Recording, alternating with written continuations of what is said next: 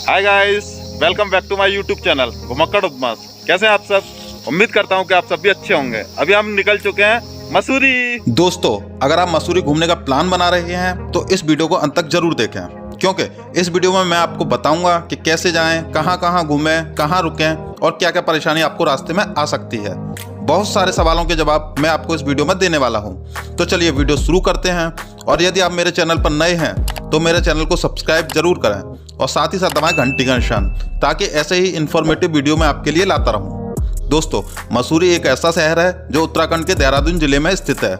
इसे पहाड़ों की रानी भी कहा जाता है। तो सबसे पहले बात करें कि मसूरी कैसे पहुंचा जाए। अगर आप बाई फ्लाइट आना चाहते हैं तो मसूरी का नियरेस्ट एयरपोर्ट देहरादून का है। देहरादून एयरपोर्ट से मसूरी के बीच की दूरी 60 किलोमीटर है। यहाँ से आप बाई टैक्सी मसूरी तक 1.5 से 2 घंटे में पहुँच जाएंगे, जिसके लिए आपको 1200 से 1500 रुपये पे करना पड़ेगा।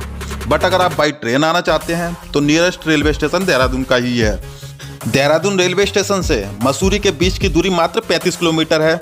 यहाँ से आप बाई बस भी मसूरी तक आ सकते हैं, जिसका किराया 70 से 80 रुपये लिया जाता है।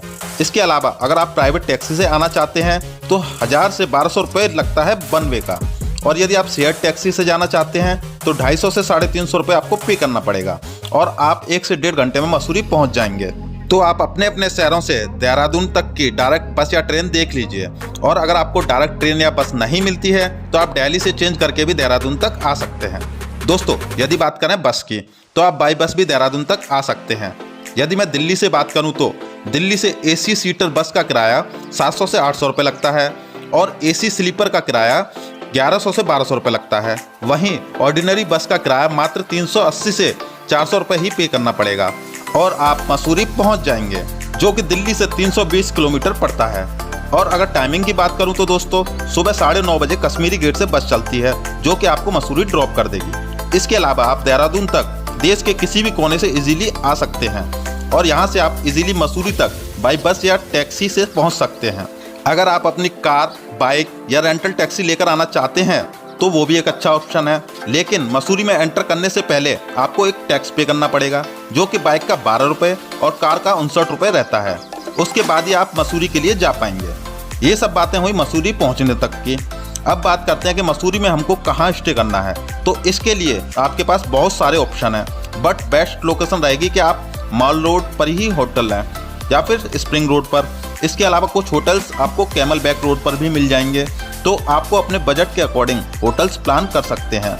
यहाँ पर आपको होटल्स 500 रुपये से 10,000 रुपये तक मिलेंगे। वो डिपेंड करता है कि आप किस सीज़न में यहाँ आ रहे हैं।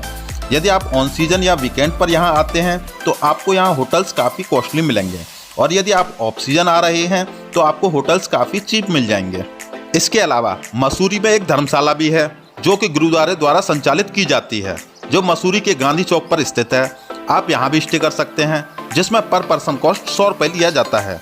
इसके अलावा 100 से 150 रुपये एक्स्ट्रा पे करने के बाद आप कुछ अलग बिस्तर भी ले सकते हैं। यदि आप गुरुद्वारे में रूम लेना चाहते हैं तो आपको 500 से 600 रुपये पे करना पड़ेगा और आपको रूम दे दिया जाएगा। बट गुरुद्वारे में मोस्टली रूम्स फुल रहते हैं, तो आप वहाँ प्राइवेट होटल्स भी ले सकते हैं। बट अगर आप सस्ता चाहते हैं तो गुरुद्वारा बेस्ट ऑप्शन है। अगर आप मसूरी में कार या बाइक से आते हैं तो यहाँ आपको पार्किंग सुविधा मिल जाएगी, जिसका चार्ज 100 रुपये से 150 रुपये लिया जाता है कार का, जो कि रात 12 बजे तक रहता है। इसलिए मैं आपको यही सजेस्ट करूँगा कि आप जब भी होटल लें तो जहाँ पार्किंग फैसिलिटीज़ हो वहीं लें। स्प्रिंग रोड पर मोस्टली होटल्स में आपको कार पार्किंग मिल जाएगी, तो आप स्प्रिंग रोड पर होटल ले सकते हैं यदि कार से आ रहे हैं तो। दोस्तों, अब बात करते हैं कि मसूरी आने के बाद आपको कहाँ कहाँ घूमना है। मसूरी में घूमने के लिए आपके पास बहुत सारे ऑप्शन हैं। अगर आप बाइक या कार से आ रहे हैं तो मसूरी आते वक्त आप प्रकाशेश्वर महादेव मंदिर जा सकते हैं, जो कि मसूरी जाते वक्त आपको ऑन रोड ही दिखाई देगा। यहाँ से मसूरी की दूरी मात्र 20 किलोमीटर है। इसके बाद रास्ते में आपको मसूरी झील भी देखने को मिल जाएगी। मसूरी झील से मेन मसूरी की दूरी मात्र 6.5 किलोमीटर है। आप इसे भी कवर कर सकते हैं। बट अगर आप बसेस या शेयर टैक्सी से आते हैं तो आप इन दोनों स्पॉट को कवर नहीं कर पाएंगे। ये आप तभी कवर कर पाएंगे जब आप अपनी पर्सनल कार या बाइक से आ रहे हैं तो। मसूरी झील एक बहुत ही सुंदर जगह है, जहां पर कार पार्किंग का शुल्क 50 रुपये लिया जाता है। उसके बाद आपको 12 रुपये एंट्री फीस देनी पड़ती है। एंट्री फीस देने के बाद आप मसूरी झील का आनंद उठा सकते हैं। झील तक पहुंचने के लिए आपको थोड़ी सी ट्रैकिंग करनी पड़ेगी। यहाँ पहुँचने के बाद आप यहाँ बोटिंग भी कर सकते हैं, जिसका चार्ज 30 रुपये से 50 रुपये रहता है, जिसमें आप 15 से 20 मिनट बोटिंग कर सकते हैं। इसके अलावा यहाँ पर आपको भूत बंगला भी देखने को मिल जाएगा, जिसका चार्ज 50 रुपये लगता है। आप इसे भी इंजॉय कर सकते हैं। साथ ही साथ यहाँ पर 7D सिनेमा हॉल भी है, इसे भी आप इंजॉय कर सकते हैं। इन सब के अलावा यहाँ पर आपको खाने पीने की कोई भी प्रॉब्लम नहीं आएगी। दोस्तों, मसूरी झील में आप जिपलाइन भी कर सकते हैं। मसूरी की जिपलाइन को एशिया की लार्जेस्ट जिपलाइन में गिना जाता है। यहाँ 1.5 किलोमीटर की जिपलाइन कराई जाती है, जिसका पर पर्सन 300 रुपये लिया जाता है। इसके अलावा वर्मा ब्रिज और दूसरी एडवेंचर एक्टिविटीज़ भी आप मसूरी झील में कर सकते हैं। अब बात करते हैं तीसरे पॉइंट की, तो वो है गन हिल, जो कि माल रोड पर ही स्थित है। गन हिल और मसूरी के बीच की दूरी करीब 1.5 किलोमीटर है, जो एक पैदल ट्रैक है।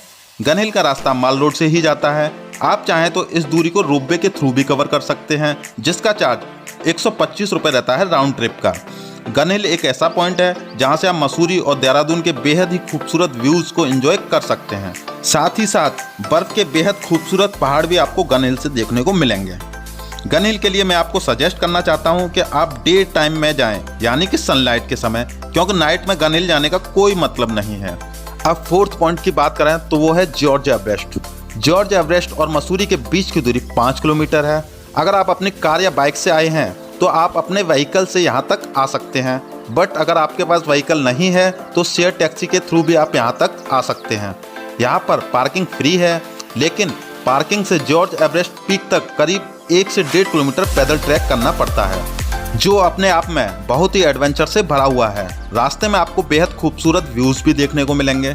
जॉर्ज एवरेस्ट एक ऐसी जगह है जहां पर आप नाइट कैंपिंग भी कर सकते हैं, अगर आपके पास अपना पर्सनल कैंप है तो।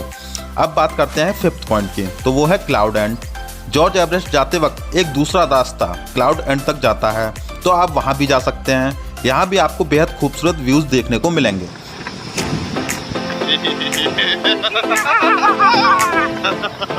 जंगल में मंगल करने जंगल कोई दूर दूर तक नहीं दिखाई दे रहा।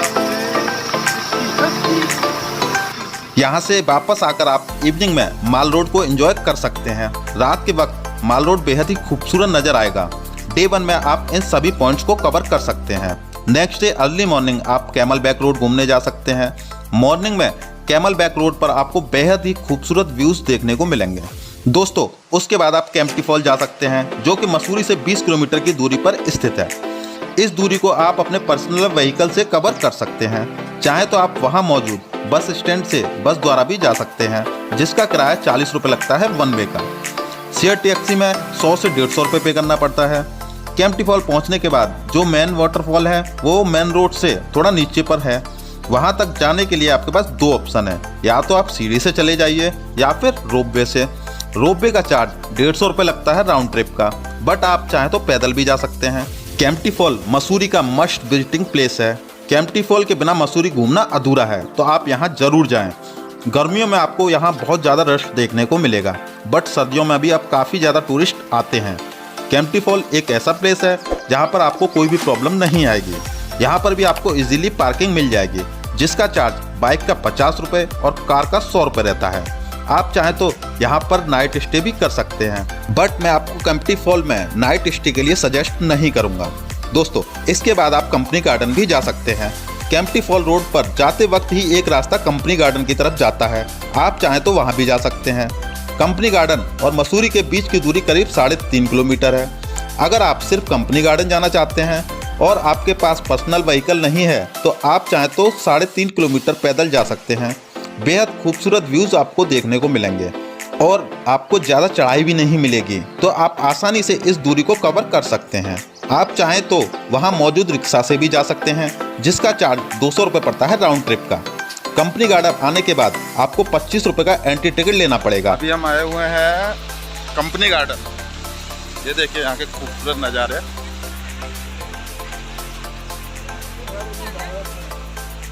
यहाँ पर आप बोटिंग भी इंजॉय कर सकते हैं। यहाँ पर बच्चों के लिए बहुत सारे झूले अवेलेबल हैं। यहाँ पर भी आपको एक भूत बंगला मिल जाएगा। बच्चों के लिए कंपनी गार्डन बेहद ही इंटरेस्टिंग जगह है। यहाँ आपको बेहद सुंदर सुंदर फ्लावर्स देखने को मिलेंगे। अगर आप फोटो शूट में इंटरेस्ट रखते हैं तो आपको यहाँ पर काफ़ी मज़ा आएगा। यहाँ के लिए मैं आपको यही सजेस्ट करूंगा कि आप यहाँ इवनिंग के टाइम में आएँ। कंपनी गार्डन बेहद ही खूबसूरत जगह है। दोस्तों, मसूरी में घूमने के लिए और भी प्लेसेस हैं, बट मैंने आपको मस्ट विजिटिंग प्लेसेस बताए हैं। दोस्तों, जब आप मसूरी घूमने का प्लान कर ही रहे हैं तो देहरादून भी जरूर घूम कर आएँ। इसके लिए मैं आपके लिए बहुत ही जल्द एक सेपरेट वीडियो लेकर आऊँगा। दोस्तों, यदि आप मेरे चैनल पर नए हैं तो मेरे चैनल को सब्सक्राइब जरूर करें ताकि आपको नोटिफिकेशन मिले सबसे पहले, और साथ ही साथ घंटी का बटन भी दबाएं। और दोस्तों, यदि आप कहीं और का वीडियो देखना चाहते हैं तो मुझे कमेंट करके जरूर बताएं ताकि मैं आपके लिए जल्द से जल्द वो वीडियो लेकर आऊं। अब बात करते हैं कि मसूरी घूमने के लिए बेस्ट टाइम कौन सा है। तो दोस्तों, मसूरी एक ऐसा हिल स्टेशन है जहां पूरे साल भीड़ लगी रहती है। यहाँ स्नो के लिए कोई फिक्स टाइम नहीं है, बट मोस्टली दिसंबर से जनवरी के बीच ही स्नोफॉल होता है। लेकिन बहुत ज़्यादा स्नोफॉल मसूरी में नहीं होता है, इसलिए पूरे साल यहाँ मौसम सुहावना बना रहता है। टूरिस्ट पूरे साल ही यहाँ आते हैं। यहाँ मई से जून और दिसंबर से जनवरी तक बहुत ही ज़्यादा रश रहता है। इस टाइम यहाँ पर टूर कॉस्ट थोड़ा बढ़ जाता है, इसलिए इस टाइम अगर आप आ रहे हैं तो आपको अपना बजट थोड़ा ज़्यादा रखना पड़ेगा। बट इन सब के अलावा आप किसी दूसरे मंथ में आते हैं तो काफ़ी कम खर्चे में आप मसूरी एंजॉय कर सकते हैं। मसूरी में आपको सारी सुविधाएं बहुत ही आसानी से मिल जाएंगी। यहाँ किसी भी तरह की कोई भी प्रॉब्लम नहीं आएगी। दोस्तों, अब बजट की बात करें तो अगर आप बस, ट्रेन और शेयर टैक्सी के थ्रू इस ट्रिप को करते हैं तो 4 से 5 हज़ार रुपये में आसानी से मसूरी ट्रिप एंजॉय कर लेंगे। यदि आप पर्सनल कार से आते हैं तो थोड़ा खर्चा ज़्यादा हो जाएगा, और यदि आप रेंटल टैक्सी लेकर आते हैं तो खर्चा काफ़ी ज़्यादा बढ़ जाएगा। बेसिकली जो खर्चा होता है वो आप पर ही डिपेंड करता है कि आप अपना ट्रिप कैसे ऑर्गेनाइज करते हैं। बट जैसे मैंने आपको बताया है कि आप यहाँ शेयर टैक्सी यूज़ कर सकते हैं, बसेज यूज़ कर सकते हैं। इस तरह आप बहुत ही कम खर्चे में मसूरी एंजॉय कर पाएंगे। और दोस्तों, यदि आप ग्रुप में आते हैं तो बहुत ही कम खर्चे में मसूरी का आनंद ले पाएंगे।